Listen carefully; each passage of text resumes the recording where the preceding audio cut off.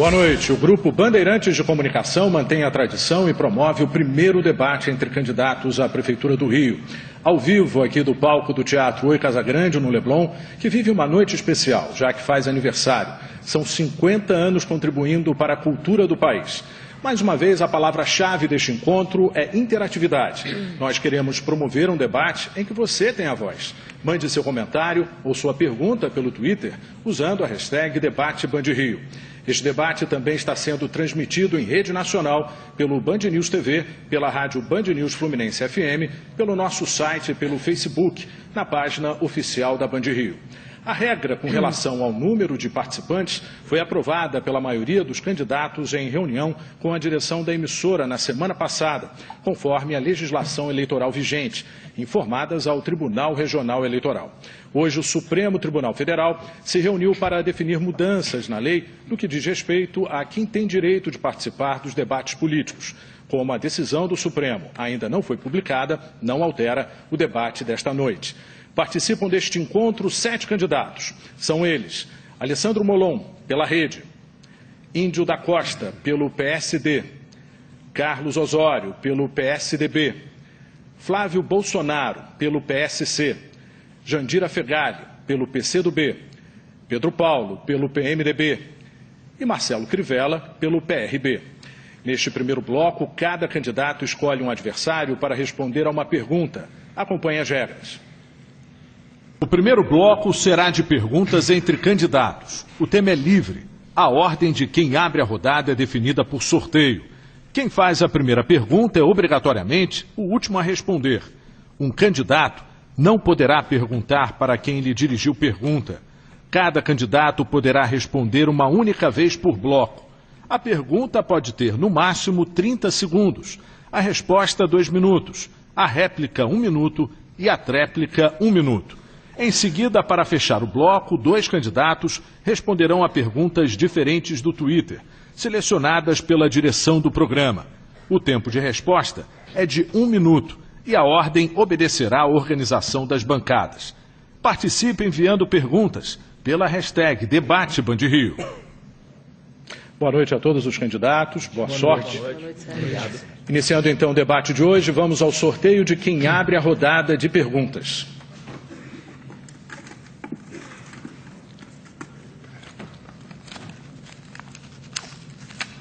É o candidato Carlos Osório. Candidato, o senhor tem 30 segundos para formular sua pergunta. A quem o senhor dirige a pergunta? Eu vou dirigir a pergunta ao candidato Pedro Paulo. Okay. Pedro Paulo, o Rio viveu momentos de prosperidade nos últimos anos, mas hoje a situação já não é mais a mesma. Eu contribuí para esse período de prosperidade trabalhando para atrair e conquistar a sede dos Jogos Olímpicos para o Rio. Hoje eu estou muito preocupado com o futuro e com a situação das finanças da Prefeitura. Eu entendo que para você resolver um problema, a coisa mais importante é você reconhecer que o problema existe. E a Prefeitura diz que não tem problema nenhum. Qual é a sua posição? Olha, muito boa noite, Sérgio.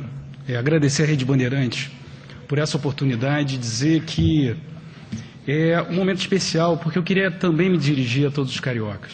Nós acabamos de viver um momento talvez sonhado por muitos anos no Rio de Janeiro.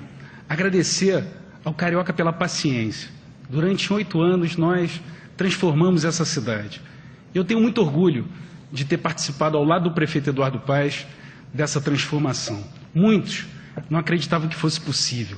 Diziam que as Olimpíadas não iam dar certo, que nós iríamos atrasar, que a cidade do Rio de Janeiro ia quebrar. E nós mostramos ao Rio, ao Brasil, ao mundo que era possível. E isso foi resultado do trabalho de todos, principalmente dos cariocas. E eu quero dizer, candidato Osório, que a Prefeitura ela segue adiante em equilíbrio. Nós realizamos Olimpíadas reduzindo o endividamento. Em 2008, nós tínhamos da nossa receita total um endividamento de 78% sobre as receitas correntes líquidas. Hoje, 30% é o endividamento com base nas receitas correntes líquidas. Nós estamos em uma situação equilibrada. Ontem mesmo, o prefeito Eduardo Paes anunciou o reajuste dos servidores, ou seja, a cidade está em equilíbrio. Nós fizemos isso porque soubemos aproveitar a oportunidade, trazendo a iniciativa privada para esse investimento, fazendo Olimpíadas sem elefante branco, Olimpíadas no tempo, no prazo, sem escândalos de corrupção, provando que é possível fazer, investindo na cidade toda. A cidade recebe investimentos e, sem dúvida nenhuma, nós mudamos para sempre a forma de fazer Olimpíadas e deixando a cidade pronta para um novo ciclo de investimentos, para colocar todas as crianças em horário integral, seguir investindo em saúde, para melhorar a qualidade de vida dos cariocas. A sua réplica. Pedro Paulo, eu concordo com você que o Rio de Janeiro realizou Jogos Olímpicos espetaculares. Foram jogos que vão ficar na nossa memória durante muito tempo. Mas a realidade, Pedro, e a gente vê isso nas ruas, eu estou rodando as ruas da cidade do Rio de Janeiro inteira, é que a cidade do Rio de Janeiro tem problemas. Nós estamos com problemas na queda da qualidade dos serviços públicos. Nós temos diversos problemas na saúde e na educação. E com relação à parte financeira do município, Pedro, a realidade não é exatamente essa que você está dizendo. Nós tivemos queda de receita no ano passado de 14 para 15, de 6%. Nós tivemos um aumento nos gastos de custeio com pessoal em cargos especiais e principalmente cargos comissionados de mais de 10% em termos reais. E a previdência do município está muito mal. Não existe mais recursos em caixa na previdência, o que gera muita preocupação aos nossos servidores. Então é muito importante que a gente reconheça essa realidade para projetar o futuro. Sua tréplica, candidato. Olha, Osório, a situação da cidade do Rio de Janeiro, da Prefeitura, é de pleno equilíbrio. Nós recebemos a Previdência em 2008 com 22 bilhões e meio de déficit atuarial. Hoje a Previdência está em equilíbrio. Tanto é que o nosso servidor público dorme tranquilo, porque nós temos 7 folhas de pagamento de salário. Ou seja, se a Prefeitura não recebesse hoje mais nenhum recurso de IPTU e ISS, os salários dos servidores estavam garantidos, o que permite nós fazermos Olimpíadas e investir em toda a cidade. Você vai em cada canto dessa cidade, tem investimento em escola, investimento em saúde pública, ou seja, os recursos existem, mas tem que saber fazer. Tem que ter competência para manter equilíbrio fiscal e capacidade de investimento. Durante os 8 anos, nós investimos cerca de 16%, fizemos em investimento dos gastos totais. Isso é saúde financeira, o que é não só reconhecido pelos tribunais de contas, mas também pelas agências de risco, ou seja, a cidade está em equilíbrio. Ok, candidato Pedro Paulo, agora o senhor escolhe um outro candidato para formular sua pergunta e para responder, por favor. Eu vou formular minha pergunta para o candidato Crivella. Okay. Crivella, se tem alguma coisa que transforma, que gera oportunidades, é a educação. Eu não tenho nenhuma dúvida disso. Não à toa o meu programa de governo, eu quero colocar todas as crianças dessa cidade em horário integral. Nós fizemos 305 escolas nos últimos 8 anos e com mais 314, nós vamos colocar todas as crianças em horário integral. Eu não tenho nenhuma dúvida disso, que é transformador, e eu queria saber qual é a sua proposta para a educação. Olha, minha proposta para a educação, Pedro Paulo, não é só a escola do amanhã, é também a escola do hoje. Eu tenho preocupações, Pedro Paulo. Eu acho que os 4 primeiros anos do governo Eduardo Paes foram exitosos, sobretudo na educação. Melhorou-se o nível de horário integral e melhoraram também os índices do IDEB. Mas os últimos 4 anos foram trágicos. Estagnou o índice do IDEB e nós caímos de 30% das crianças em horário integral para 25%. O programa da Escola do Futuro não é mau, não. É um bom programa. Mas a escola de hoje teve corte nos custeios. A Prefeitura gastou demais com as Olimpíadas. Essa é uma realidade da qual nós não podemos fugir. E muito disso veio da saúde.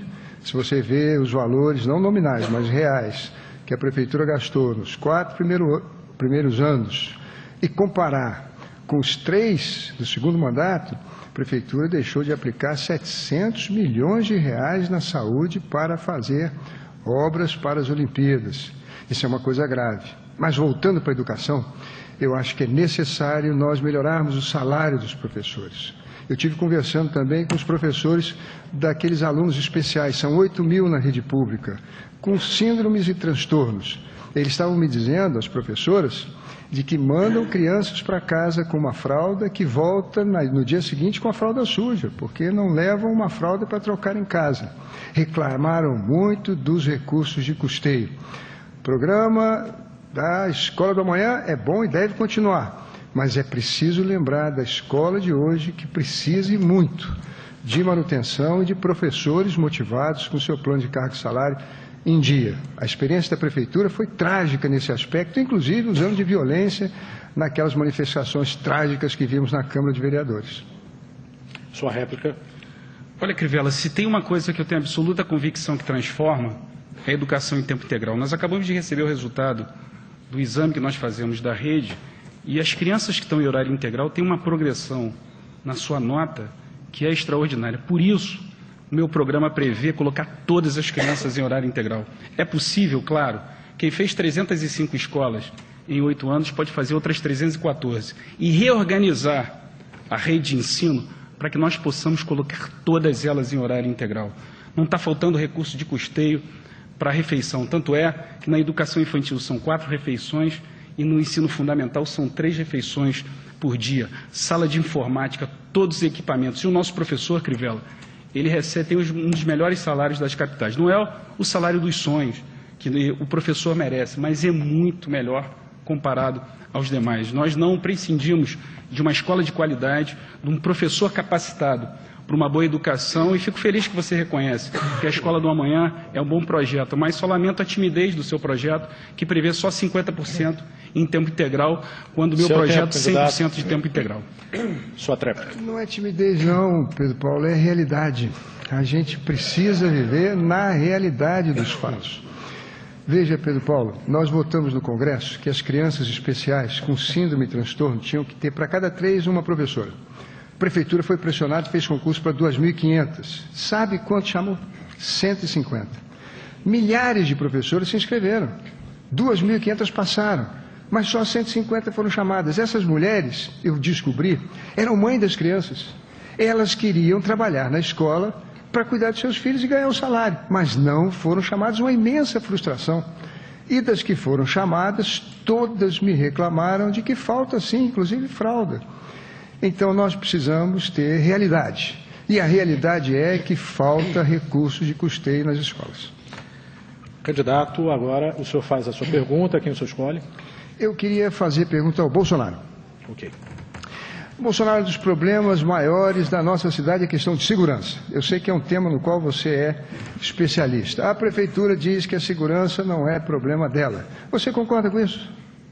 Bom, boa noite a todos. Quero parabenizar o Grupo Bandeirantes pela iniciativa do debate, cumprimentar o Sérgio, todos os candidatos, os presentes aqui na plateia, todos que nos assistem em suas casas. Candidato Crivella, a municipalização da segurança pública é uma tendência mundial, em que pese a nossa Constituição Federal determinar que essa é uma competência dos estados, a Prefeitura pode fazer muito sim pela segurança. Inclusive, eu acho que deve fazer pela segurança sim. Hoje nós temos um efetivo na Guarda Municipal de 7.500 homens, que recebem ordem da Prefeitura para ter um foco muito maior na arrecadação. E a gente sabe que é importante que esse efetivo seja treinado, qualificado, preparado para fazer a segurança preventiva do cidadão. Inclusive com a preparação para que esses profissionais tenham a capacidade de usar armas de fogo para intervir no momento que o cidadão mais precisa. O senhor concorda comigo, né, que o direito à vida é inegociável, é o primeiro direito de todo cidadão. E o carioca merece ter uma guarda municipal, sem dúvida alguma, apta para intervir no momento em que ela mais precisa. E a lei federal estipula que nós podemos ter um efetivo da Guarda Municipal de até 12.640 integrantes. Então é possível, sim, investir na segurança pública para o carioca. Hoje há uma academia da Guarda Municipal que pode ser, sim, transformada em uma espécie de escola de governo, oferecendo a esses profissionais um curso de nível equiparado ao nível superior, para que eles tenham essa capacidade, essa qualificação. Então, meu compromisso é, sim, investir na Guarda, mudar o seu foco para a segurança pública, chamar esses 1.200 excedentes do concurso da Guarda Municipal que estão aguardando ser chamados. Eu não entendo porque a Prefeitura não chama se tem tantas condições financeiras como diz que tem. Então, no meu governo, a segurança será, sim, uma prioridade. Sua réplica. Olha, sem sombra de dúvida, Bolsonaro está preocupado com um assunto fundamental para o Rio de Janeiro. Veja, nós vamos terminar essas Olimpíadas com 60 mil vagas nos nossos hotéis. Eram 28 antes. Os turistas não virão se a nossa cidade for insegura. É preciso melhorar a iluminação, é preciso a gente mudar essas câmeras traiçoeiras, esses pardais traiçoeiros que ficam multando a gente, mudando a velocidade, o nível da velocidade, todos reclamam demais, para colocar câmeras que possam vigiar os meliantes, esses que assaltam até senhoras na rua. É preciso que a guarda haja com vigor nos pequenos delitos, e não apenas para tirar a mercadoria de camelô e fazer multa dos automóveis, que hoje tem uma meta na prefeitura, tem que cumprir um talão. A segurança do Rio é importantíssima, segurança à vida é fundamental, e a prefeitura tem que participar em parceria com o governo do estado. Beltrame, que é do PMDB, hoje reclamou muito que a prefeitura não tem feito a sua parte. Candidato. Concordo também, candidato Crivella, com essa colocação. Beltrame daqui a pouco está botando nossos policiais para usar estilingue. Ele está aí há quase 10 anos na segurança pública e, infelizmente, o que tem sobrado para o cidadão carioca é a tragédia, são as mortes de policiais, por exemplo. Então, a Prefeitura tem essa obrigação de participar de forma integrada às forças policiais. Eu sou um candidato que tem um histórico de trabalho na área da segurança pública, portanto, tenho esse bom trânsito entre as forças estaduais de segurança, que pode facilitar e muito que esse grande efetivo que nós temos, qualificado, treinado, da Guarda Municipal, para que haja de uma forma em conjunta com as nossas polícias, certamente o cidadão carioca vai perceber de imediato a melhoria na sua segurança. Candidato Flávio Bolsonaro, sua vez de perguntar, quem o senhor escolhe para responder? Eu escolho o candidato Índio da Costa. Candidato, há hoje uma grande polêmica no entorno da área de transporte da nossa cidade, em que taxistas e motoristas de Uber estão travando uma batalha e parece que não há uma expectativa de que isso tenha um fim. Na sua opinião, como deve ser resolvida essa questão envolvendo táxis e Uber? Bom, boa noite, Sérgio, boa noite a todos aqui presentes, né? Mais uma vez, todos aqui parabenizaram, quero dar minha cota de participação também e parabenizar a Band pelo processo democrático. É muito simples, no meu governo, quem vai mandar no transporte público é você, usuário, não vão ser os empresários de ônibus. Vamos começar colocando ordem na casa. Quem tem que definir o transporte é aquele que usa o transporte. Não são nem os políticos e nem os empresários. O Uber é uma realidade.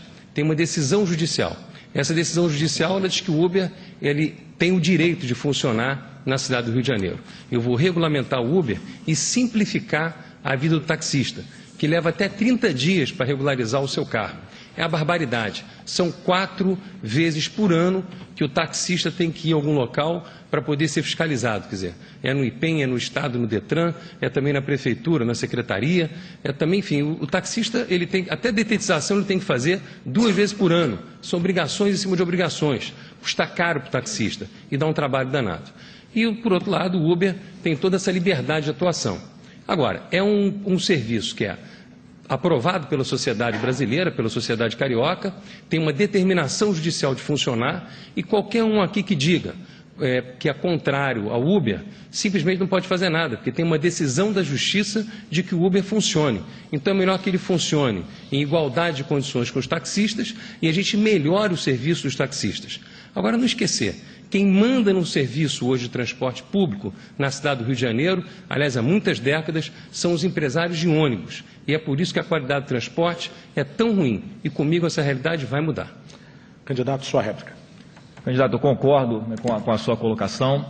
Eu entendo que nessa discussão o que deve ser prioridade é a liberdade de escolha do usuário pelo meio de transporte da sua preferência. Então é preciso, sim, criar regras, regulamentar o Uber e, ao mesmo passo, desburocratizar a vida do taxista, que, como o senhor bem colocou, sofre fazendo 4 vistorias no ano.